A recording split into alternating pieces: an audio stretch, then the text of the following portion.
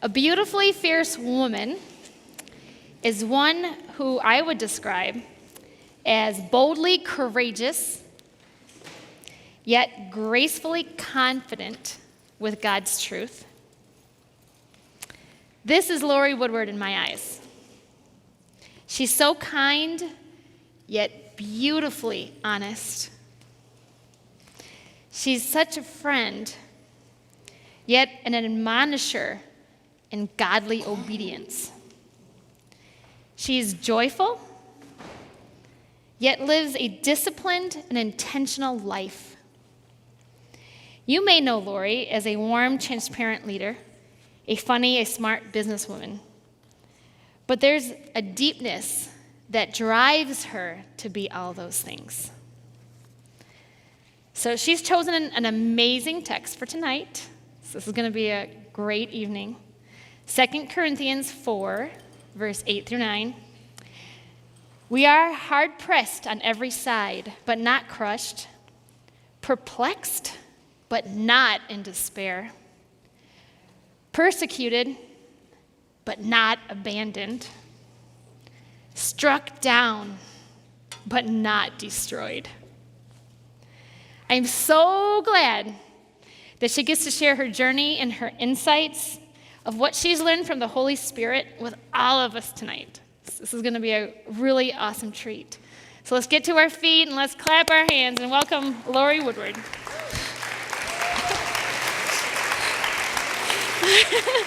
Love ya.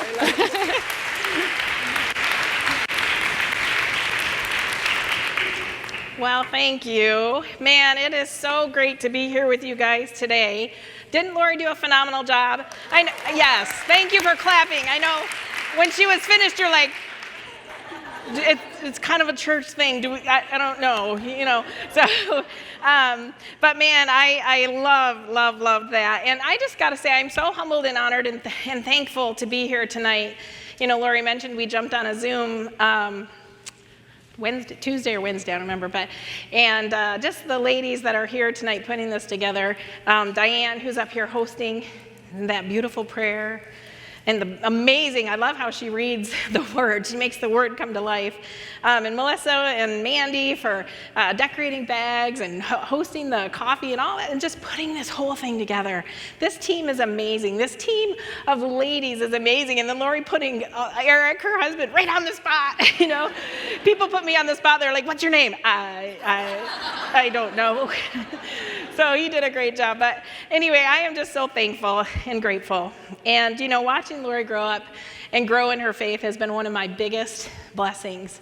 I remember her as just such a young lady, and she was a fierce woman. I'll just tell you that. And watching her grow and become this beautifully fierce woman it's just so amazing. And she's so hungry. She's eager to not just learn, but put everything that she learns into action. And that's really the important, right? I think it's James. He says, "Be doers of the word, not just hearers only." That is Laurie to a T. She puts it into action, and she lives her life for God's glory. So she truly is a beautifully fierce woman. And again, I'm just so honored and proud of her and love that talk. How many just want to hear that talk every day? Like, get your tongue under control. Oh man, it's so hard, isn't it? And it's such a small little thing, right? But that's where the fierceness of our heart is revealed, through our tongue. So if you're beautifully fierce, it's revealed in your tongue, and it's uplifting. If you're just fierce, like my hair is just fierce right now.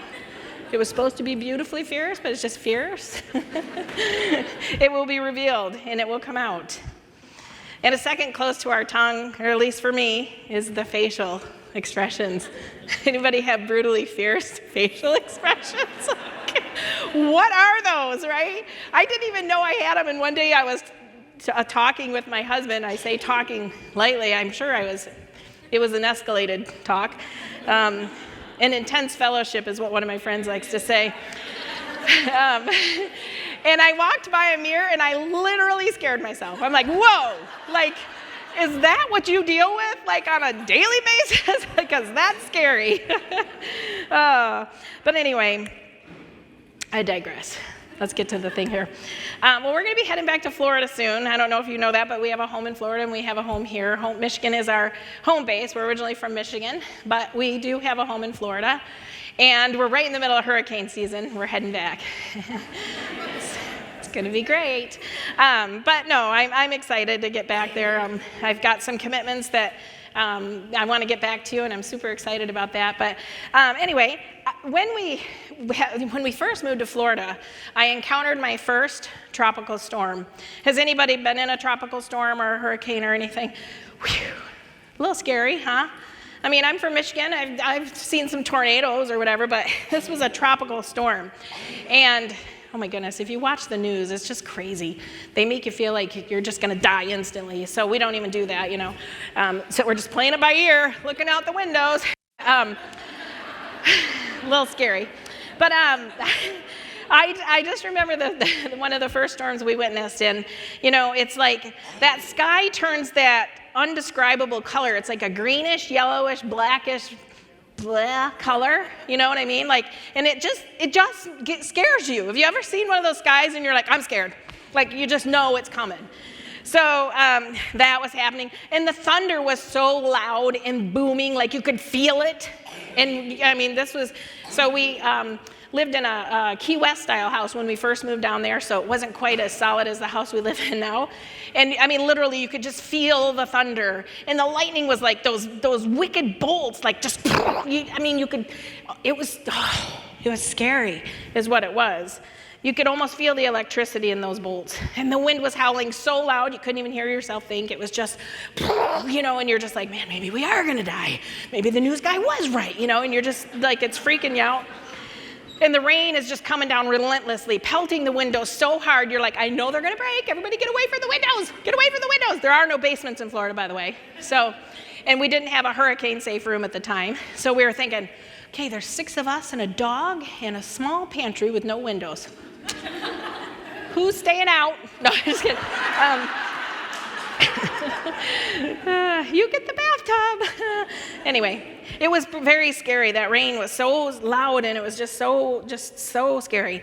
And you know, you look out and the plants are being ripped from the ground and trees are bending and being uprooted and just all this destruction was going around. And I mean, it was so bad that 3 days later, my kids were still swimming out in the front yard. And I don't mean in the pond that we have.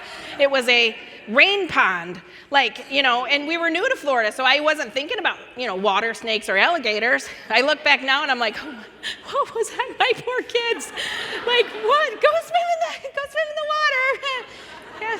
Whoops, where'd one go? You know, like, anyway, sometimes those tropical storms destroy houses and they leave lives in shambles. Those storms can be so brutally fierce, and they're very scary. But I've witnessed other kinds of storms here, and we have a home and it's on a lake here, and the storm, these are the most beautiful storms to me. I mean, the sky is that grayish color again. It's a gray color, but you're not as threatened by it. I don't know why. It's almost like we're gonna get a storm, and I like thunderstorms, but the thunder is like a rolling, rumbling sound, kind of like Winnie the Pooh's stomach. So, I have 4 kids, by the way. They are grown now, so I don't know why I'm referencing Winnie the Pooh. That scares me a bit. But anyway, and that's the lightning is coming, but it's like a magnificent light show in the sky, you know, and you just stand there like, wow, that's amazing. Who could not believe in God looking at all this stuff? And the trees are blowing in the wind, and it's you know, you can smell the rain. You guys know what I mean? You can smell that rain before it comes. And then it comes, and it's just a downpour.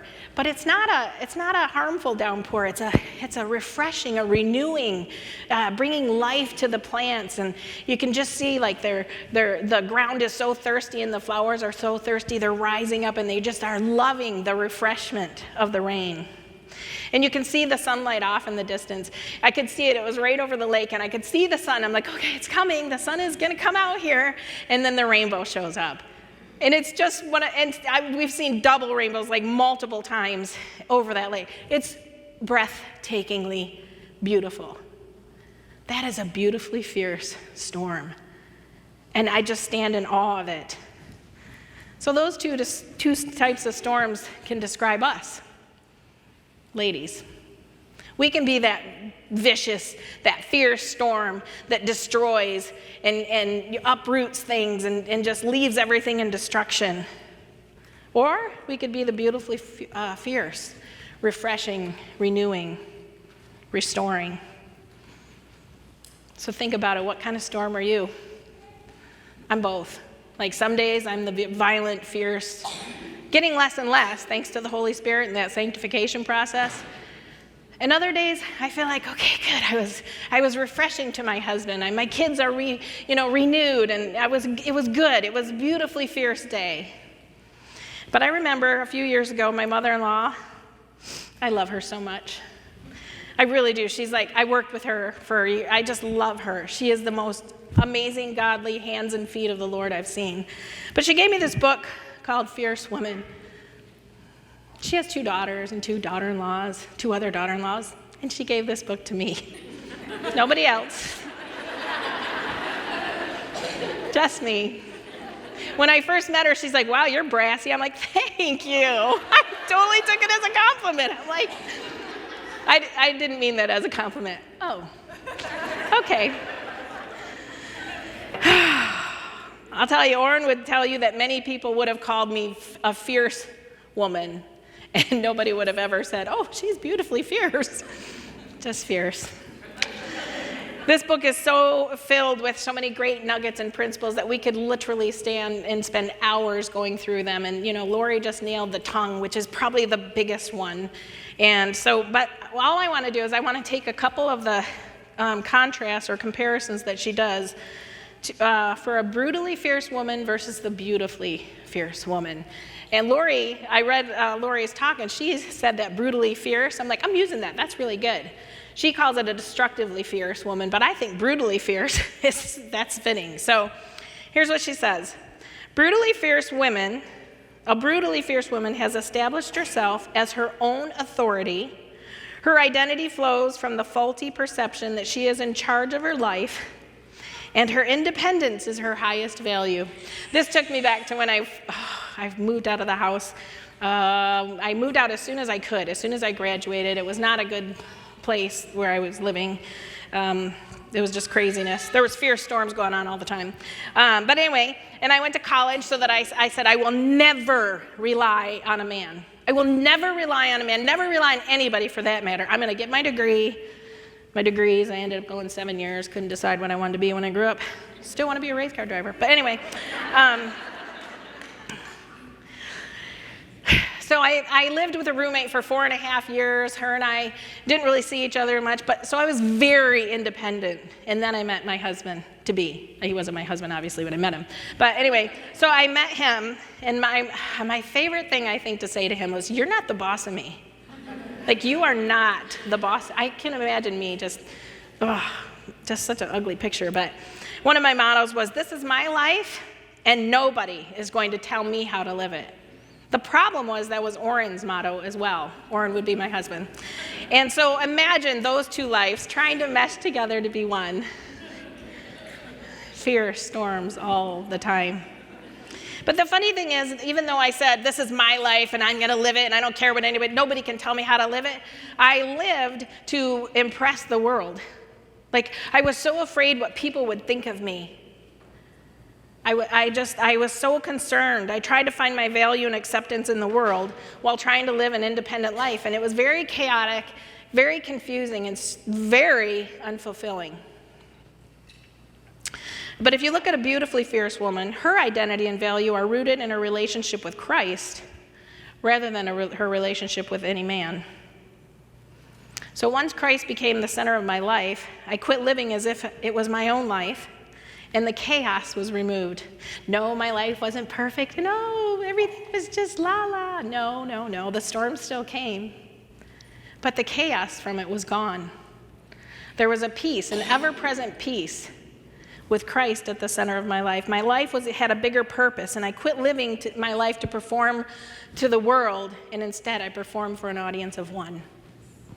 It changed everything. That's what a beautifully fierce woman does. Her value is founded in Christ and nothing else. The second contrast is a brutally fierce woman is always pulled by the lure of more. Her desires are never satisfied. Do you guys know what I mean? Well, at least maybe it's just me, but if I could just get that one outfit. I just need one more outfit. You know what? We really need to get a new house. I want a new car. I want to get more, just one more pair of black shoes, because you can never have enough pair of black shoes. You need every size. Anyway, you don't really, but more. And while it's fun to get that stuff, it doesn't take long for the newness to wear away, and it starts all over, right? Now I got to go get another outfit. Have you ever seen that movie, Confessions of a Shopaholic? And the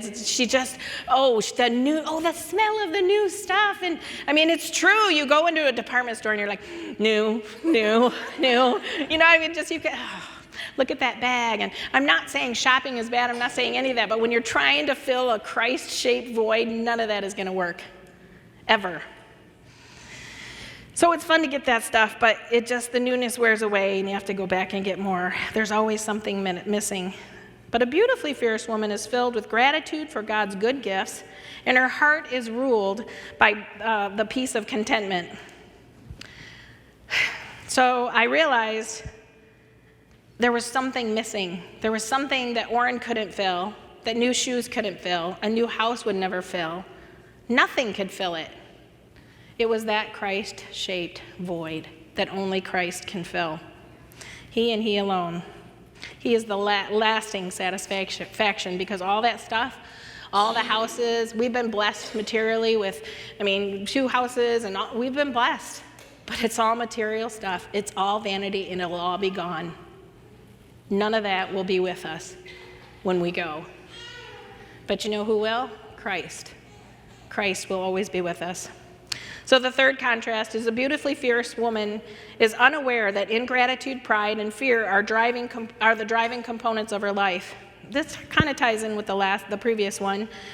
So the brutally fierce woman is never satisfied, so she's never thankful and never grateful. She just does the 3 C's: complains, condemns, and criticizes, that Laurie was talking about, right? That's all she does, because she's not grateful.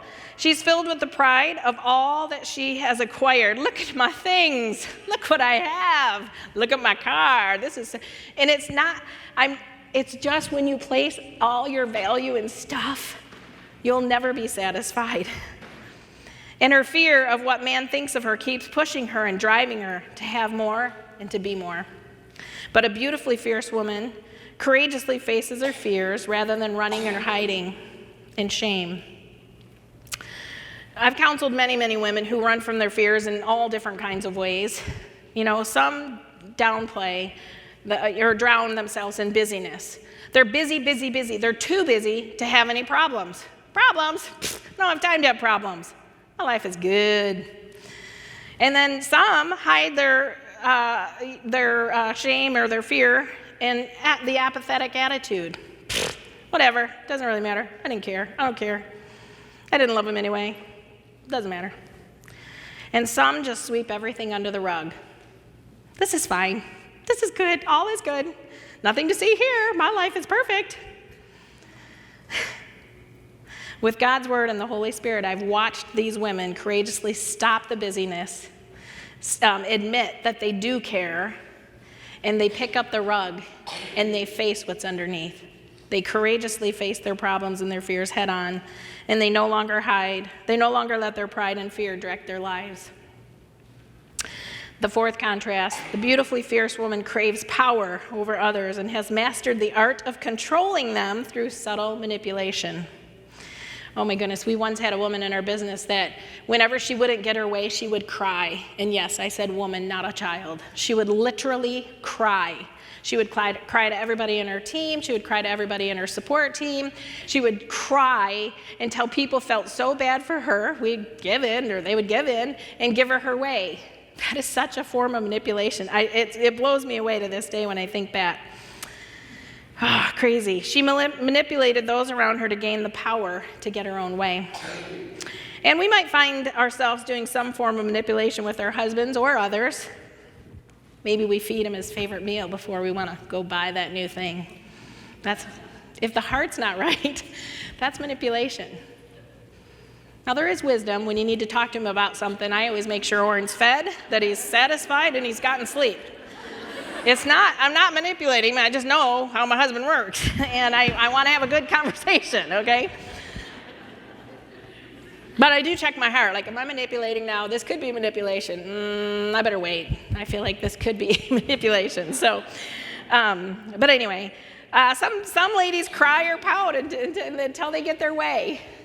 Grown ladies, like, I'm sorry. Or my favorite, the old cold shoulder. See, early on, Oren's mom told me, Oren hates being ignored. File that one away.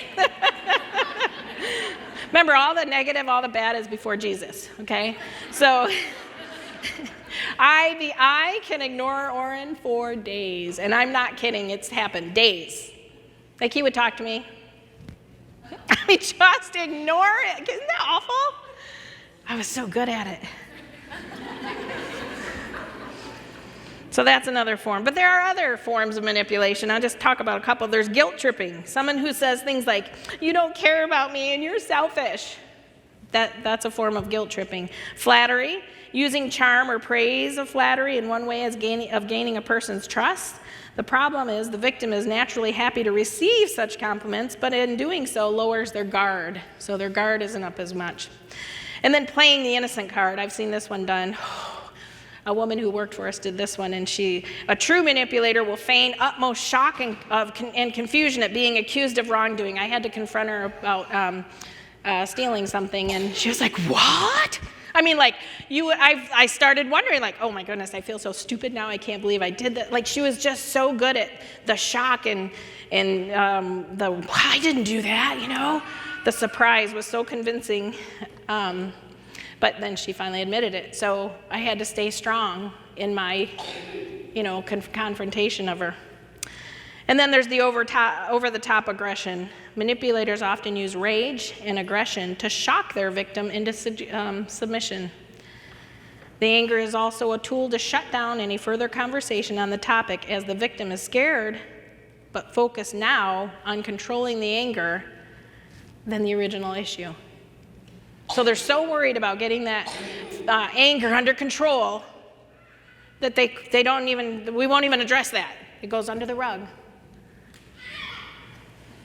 Those are all forms of manipulation.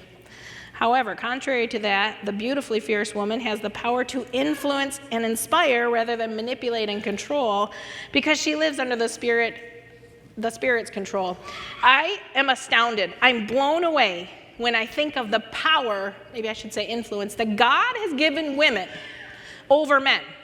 Now, I know they're the head of the household, they're the head, they're the lead, but God has given us this amazing power. And look in the Bible, look at Eve. She convinced Adam to eat the apple. Thanks, Eve. Like, wow, really? Then we have Delilah. And if you've not read these stories, I encourage you to find them in your Bible and read them. She convinced Samson to reveal all his secrets of his strength, led him to his destruction. And over, like, she would tell him, tell me your secret. And he would tell her a fake secret, and then they'd come in and try to kill him. And then she'd say it again, and then he fell for it. Like, you really? What you got going on, lady? How you doing this? And then Solomon, the wisest king ever. God gave him, he's the wisest king ever. And yet, 300 wives, 700 wives, I can't remember which, and 300 or 700 concubines, lots of women, led him astray to worship other gods. Wow. God has given women such an amazing influence. So please do not underestimate the power or the influence that you've been given. We can use this power to inspire our husbands or anybody in our lives, our children or friends, whoever, to be the best version of themselves, and we can influence them for good, or we can manipulate and destroy. So I had my husband, when he was proofreading this, and he put in here, I'm going to just read this, okay? A husband who truly loves his wife would give his life in defense of her.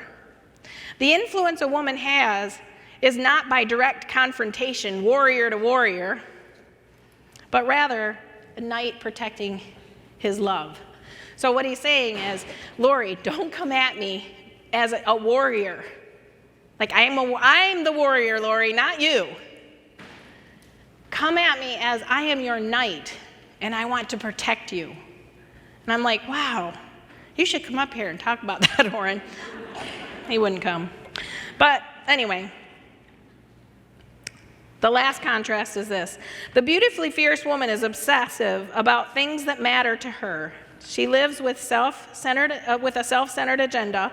Although she may not admit it, her life is devoted to selfish pursuits. She only is satisfied when she gets her own way. She's unhappy with anything less. Me, mine, mine, my, me, mine, I. If this is like your number one word in your vocabulary, you might be a fierce woman. I know it was for me. It was so hard. My schedule, my time, my way. What about me? What about my time? We fall to the idol of self. We start worshiping the idol of self. Ouch. It reminded me of a story. I remember my family, I don't know what it was. I don't know if it's the Welsh in us or what, but we like to get together on Monday. We like to get together on Tuesday. We like to get together. We just got together a lot and celebrated like aunts and uncles and cousins. Like a 10th birthday was like a wedding. I mean, it was just crazy how we would celebrate. And Orrin's family is the exact opposite. Like one time his mom called Orrin or whatever, and a week after his birthday and said, oh yeah, by the way, happy birthday. Like it's just a different family, it's just different, okay? But my family was definitely like that. So I remember it was the 4th of July, and we were gonna go to my mom's like we always did. This is in my head anyway, this is what was going on in my head. Okay, we're gonna leave at 4 o'clock, we're gonna get over there, we'll eat dinner, we're gonna, watch the fireworks in the neighborhood, blah, blah, blah. And then Orrin said, oh, so-and-so is coming over, on the 4th of July. And I'm like, huh, what? No, that's not happening. See, this is my tradition. This is my way. This is my schedule. This is my timing. He's like, no, this is what's going to happen. So you can see how the idol of me gets in the way, right? Oh, boy, that fight lasted 2 days. 2 days. I went to my mom's by myself. It was just awful. Anyway. My family, my tradition, my time, me. But a beautifully fierce woman is passionate about things that matter rather than living for the trivial. Her life is lived all out for God's glory rather than the smallness of self. See, she's able to look beyond herself. She gets herself completely out of the way. She seeks to help those who are in need. She lives her life with an eternal perspective, not the here and now. She sees the world and the people in it through the eyes of Christ and becomes his hands and feet, praising his name all the way. A beautifully fierce woman lives her life pursuing her Savior, seeking to know God, loving Christ, and submitting to the Holy Spirit. The Bible is filled with so many beautifully fierce women, so many. I like to use this acronym to help me remember to stay focused on being beautifully fierce rather than just fierce. So it goes like this.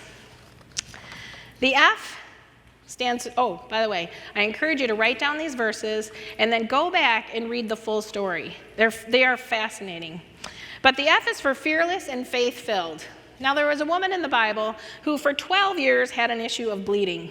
12 years. Everybody can feel her pain, right? You're like, straight. 12 years. I mean, not like, she had her period for 12 years. No, it was 12 straight years of bleeding. So she got kicked out, because you can't issue a blood, you can't touch her. She couldn't work, she couldn't feed herself. She was basically shunned from her community. Can you believe that? Think about this woman's life. Nobody could help her, nobody could heal her. But one day, Jesus was there, and this woman knew. She's like, if I can just get near him, I can be healed. I know it. So she does the unthinkable. She's not supposed to do this, but she gets in, she works her way through the crowd. There's people, people just surrounding her everywhere. She reaches in, and she pushes, and she pushes, and she touches the hem of Christ's robe, and she's healed. I read that story, and I'm like, that poor woman, The smell, I'm sorry, I have a super sensitive nose, but like I can't believe it. And she's healed like that, and Jesus stops. Now imagine, he's getting pushed all around, the disciples, and he says, who touched me? Now everybody's kind of like, uh-oh, the chicken's about to hit the fan. And the disciples are like, oh, there's a lot of people around. They don't talk like this, by the way. This is just me kind of.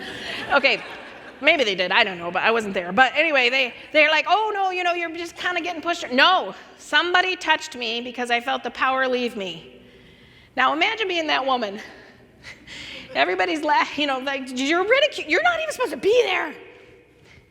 It was me. Like, excuse me. Like, can you imagine? And Jesus says to her, daughter, your faith has healed you. Go in peace. That's from Luke 8:48. Go to Luke 8 and read the entire story. It's mind-blowing. So the F is fearless and faith-filled. That woman was filled with faith. The I is for intentional. Intentional prayer, intentional purpose. In 1 Samuel 1, verse 11, it says, Lord Almighty, if you will only look on your servant's misery and remember me and not forget your servant, but give her a son, then I will give him to the Lord for all the days of his life. Now, this is the story of Hannah. I love this story. This poor woman, back in the day, men had many wives. I'm glad we don't have that today. I just think, man, it's hard enough to deal with one wife. I can't imagine. But anyway, I think his name is Elkanah. That's how I say his name. Anybody know how to really pronounce it? Elkanah. We'll call him Elk for short. Anyway, he had a wife named Hannah, and he had a wife named Peninnah. Now, Peninnah had many children. Hannah could not have any. And Peninnah would just rub it in her face. Like, look at me, I got all these children. Because Elk really loved Hannah more. But she would just rub it in her face. Now, I'm sure there's some in here who have had a hard time getting pregnant, or maybe you can't get pregnant. So you can feel Hannah's pain. You understand how hurtful that must have been for her. And back then, if you couldn't have children, you were looked upon as less. And so Hannah just couldn't take it anymore. And she went to pray, and she's like, God, please, please hear my prayer. If you will just give me a son, as she said in that verse, I will give him back to you at all the days of his life. She prayed a very intentional prayer. And then she prayed and said, I will give this boy a very intentional life. And she did it.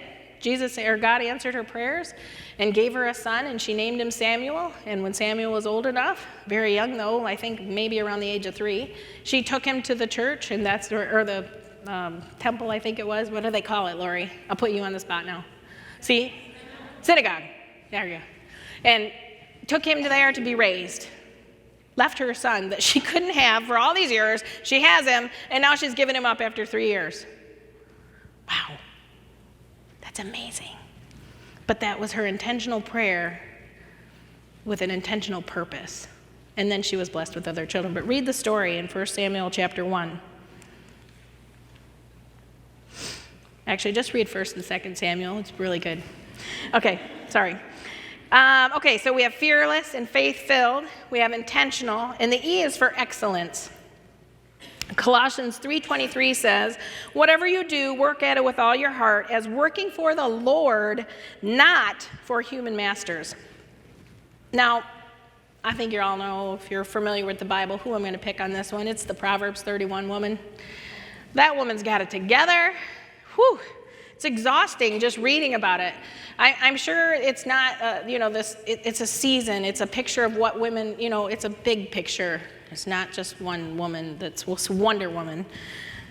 But it's who we should be through the course of our lives, I think. That's how I interpret it. I'm going with that.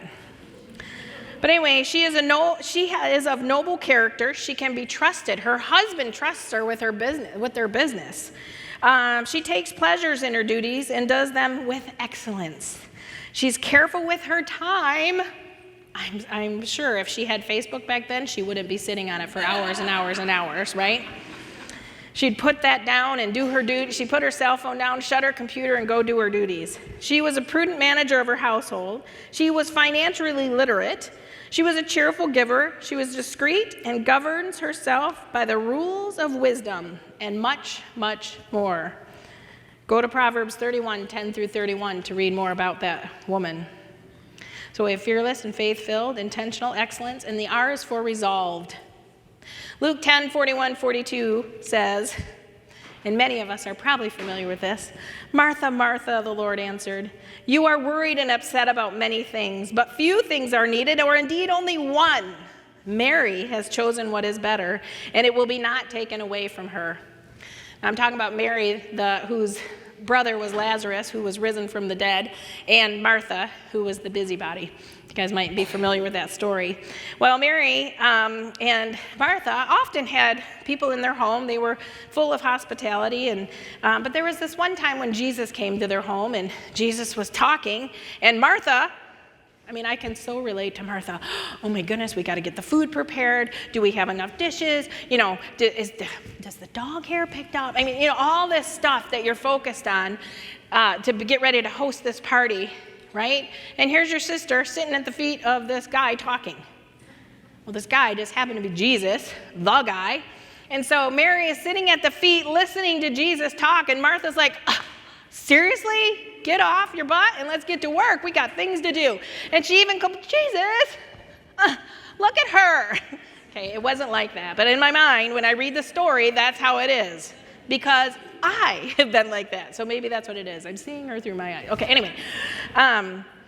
But Jesus, Mary, neither one of them, Mary didn't listen to her complaints. She was resolved to hear every word Jesus had to say. She was resolved to stay there and listen no matter what. It was like she didn't even hear Martha. Poor Martha. Anyway, she was just resolved, and that was that. To have Mary's resolve, to shut out the world every day, to have some time with Jesus, some quiet, alone time with Jesus. See, the problem with Jesus is, not really a problem with Jesus, it's a problem with us. Jesus doesn't ring. He doesn't buzz. He doesn't ding. He doesn't scream and holler like, pick me, hello. He sits quietly. And he waits. It reminds me of a story I once read about a guy who opened his home, like Laurie was telling, opened his whole home to Jesus. And, he walked him through the house, and basically they came into the study, and Jesus said, oh, this is a beautiful room. Love the fireplace. And the guy said, I'm going to meet you here every morning. Every morning I'm going to meet with you, and we can just have that sweet, sweet fellowship. And that lasted for a little while. Every morning they would go, and they would spend an hour together. And the man was so filled, and he was so happy, and he was so content, and just had peace. But his life got busy. The kids needed this, and the wife needed that, and the job needed this. And he realized a week had gone by, maybe a month had gone by. And he never went back into that room with the beautiful fireplace. But he passed by it and he saw Jesus sitting there, just waiting. Just waiting. Jesus is waiting for us. He's never too busy for us. He's not going to ring at you. He's not going to yell at you. He's not going to call you. He's not going to Facebook you. He's not going to messenger you. He's not going to show up on your Instagram going, hey, remember me? But he's there. He's there, and he wants to spend time with you. So the C is for compassionate. Ruth 1:16 says, don't urge me to leave you or turn back from you. Where you go, I will go, and where you stay, I will stay. Your people will be my people, and your God will be my God. Ruth, wow, this woman has so much compassion for her mother-in-law. See, her mother-in-law, Naomi, had a husband, and he died. And she had 2 sons, and they died. Like, this poor woman has become bitter. She's so bitter. And they had left their home to live in another land because of a famine that was going on. Well, she decided, well, I've got nothing here. My whole family's dead, and I'm going to go back to where I came from. And she tells her 2 daughter-in-laws, you guys go. I got nothing for you. My sons are dead. I have no more sons for you. Just go live your lives. So the one daughter-in-law does. But Ruth says, oh, no. I am not leaving you. I'm going to stay with you. I'm going to take care of you. And she does. She follows her all the way home into the land where she was originally from.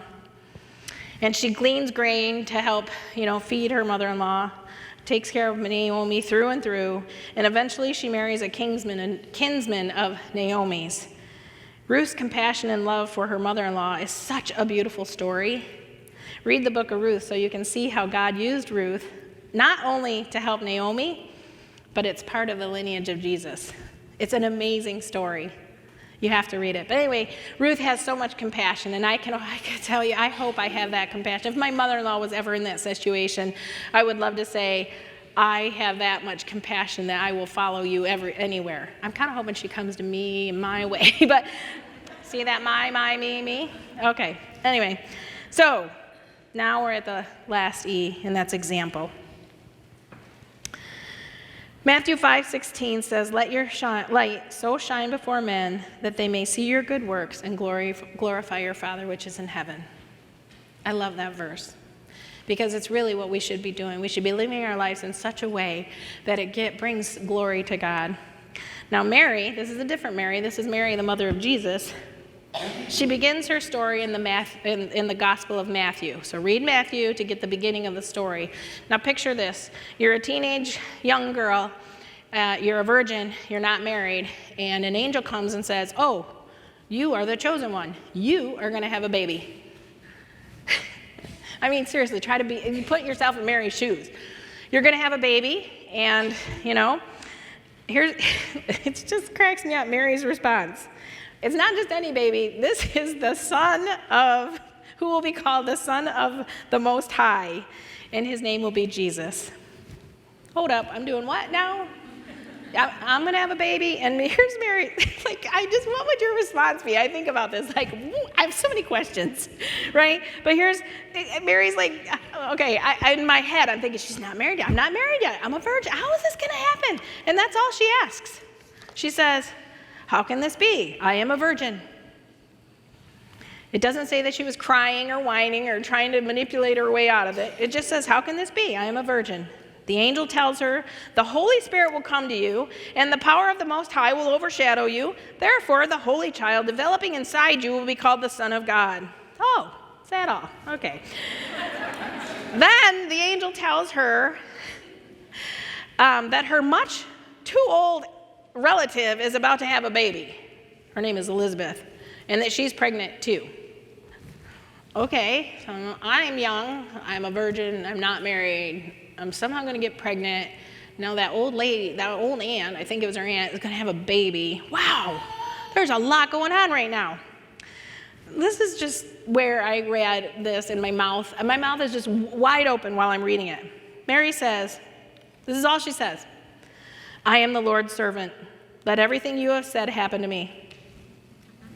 Not a complaint, not a "but wait," not a hesitation, or "but what about Joseph, that guy I'm supposed to marry? What's he going to think?" What is everybody in the town going to think? It's a small town. They like to talk. Nope. Just, all right, I'll do it. Okay, Mary, you're awesome. Seriously. She's going to give birth to a son, the son. That's a big deal. So Mary's example and how she handled that, it's amazing. It's an amazing story. Jesus was born of this virgin mother. He lived a perfect life. I'm beyond impressed with the way Mary handled herself through all of this. But that's not the part that really I stand in awe of. And it's in Jesus' persecution and crucifixion, I can barely say that word, that I truly stand in awe of Mary. I mean, think about it. Jesus lived a perfect life. Her son, Jesus, that God had given her, lived a perfect life. No sin, zero, nada, not a thought, not a word, not a deed, no sin, not even a tiny little white lie, not one. And for that, he gets to die a horrific death. And Mary is there for it all. She just stands by.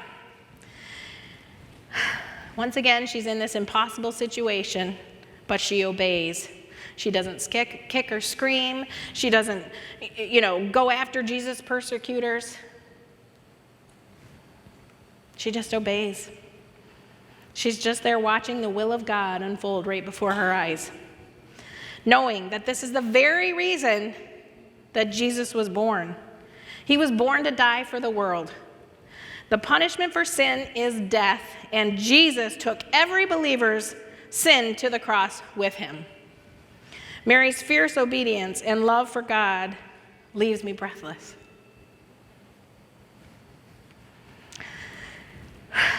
I know we're talking about fierce women, but I would be remiss if I didn't talk about the ultimate example, and that is Jesus Christ. His example is one that we all should daily strive to follow. Yeah, Mary stood by watching all this happen, watching the will of God unfold, but Jesus was the will of God. Jesus was sent by God. He lived that perfect life. He didn't boast in his perfection. He didn't brag about it. He lived humbly because of his perfection. He lived a perfect life and died a humiliating death. He was relentlessly beaten. He was scourged. They stripped him of his clothes. He was forced to wear a crown of thorns. I mean, the flogging would rip the skin from his bone. He was, mocked and laughed at. But worst of all, he was forsaken by God the Father. And while he was being beaten and mocked and scourged, he was focusing on other people. Forgive them, Father, for they know not what they do. And then he's on the cross, dying this most painful, humiliating death, and he's making sure his mother is taken care of. Please, he talks to John, the disciple, take care of this woman. The woman, this is your son, this is your mother. Other focused while dying on the cross, humiliating, in pain, writhing pain. I can't imagine the pain.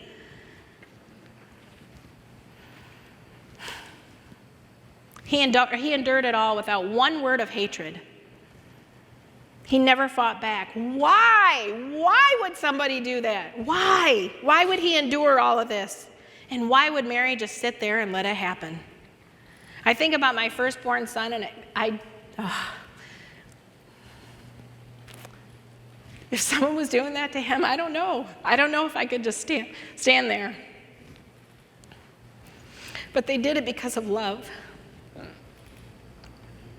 It takes a beautifully fierce love to live and die the way Jesus did. It takes a beautifully fierce love to obey God even unto death. John 3:16 says, "For God so loved the world that he gave his only begotten Son, that whoever shall believeth in him shall not perish but have everlasting life." Now that is a beautifully fierce love. Love is the driving force behind a beautifully fierceful woman. Everything we do must be covered in love. Everything. Every word we say, every deed we do, it must be covered in love. So to close up, let's go back to that verse that Laurie read before I came up, 2 Corinthians 4:8-9. This is one of my very favorite verses. It has gotten me through so many hard times in my life. And it just reminds me again of those fierce women, those beautifully fierce women of the Bible. It says, "We are hard pressed on every side, yet not crushed. Like the woman with the issue of blood, she was hard pressed on every side, but she persisted on. She pushed through the crowd, and she was healed. We are perplexed, but not in despair. Hannah was confused why she couldn't have any children, and yet she pressed on and she intentionally prayed a fervent prayer. Persecuted, but not abandoned. Mary, I'm sure, faced some kind of persecution. A young pregnant girl, being pregnant out of wedlock, I'm sure she faced persecution, but she was not abandoned because even at the very end, Jesus was taking care of her. Struck down, but not destroyed. Jesus was struck down. He died, but he rose again. He was not destroyed forever. He rose again. Ladies, I just have one question. Jesus died a brutally fierce death for you. Won't you live a beautifully fierce life for him? Thank you, guys.